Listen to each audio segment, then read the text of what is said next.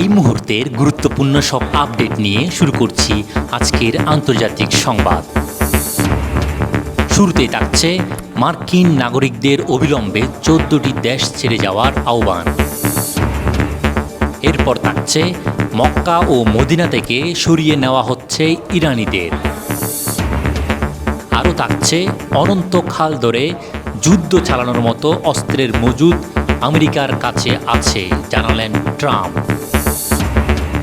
এতক্ষণ শুনছিলেন সংবাদ শিরোনাম, এবার বিস্তারিত শুরু করার আগে একটি ছোট্ট অনুরোধ, ভিডিওটি ভালো লাগলে একটি লাইক দিন, ফলো এবং সাবস্ক্রাইব করুন এবং কমেন্ট করে জানিয়ে দিন আপনি কোন জেলা বা কোন স্থান থেকে আমাদের দেখছেন ও শুনছেন। মার্কিন নাগরিকদের অবিলম্বে 14টি দেশ ছেড়ে যাওয়ার আহ্বান।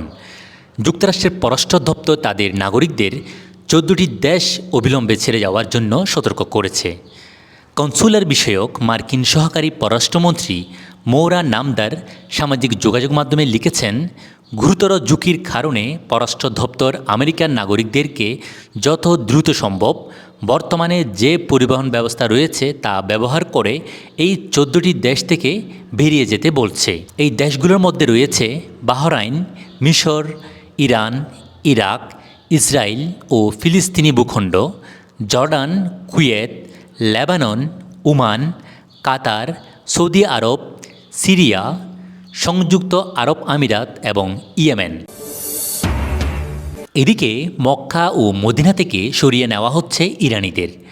উমরা করতে সৌদি আরবের মক্কা ও মদিনায় যাওয়া ইরানিদের সরিয়ে নেওয়ার কাজ শুরু করেছে বলে জানিয়েছে ইরানি স্টুডেন্টস নিউজ এজেন্সি।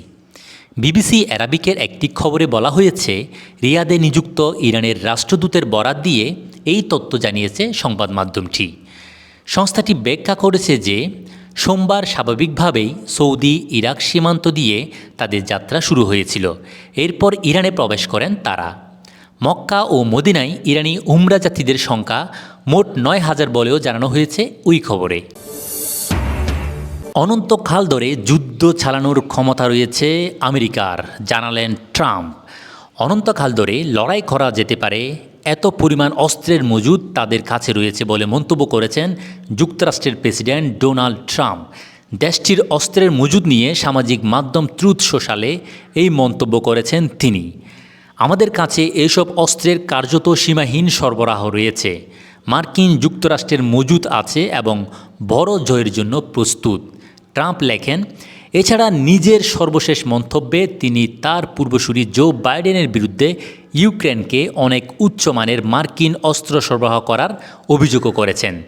4 বছরের মেয়াদের শেষের দিকে বাইডেন ইউক্রেনকে শক্তিশালী দূরপাল্লার ক্ষেপণাস্ত্র ব্যবহারের অনুমতি দিয়েছিলেন, যা 190 মাইল বা 300 কিলোমিটার দূর পর্যন্ত আঘাত হানতে সক্ষম।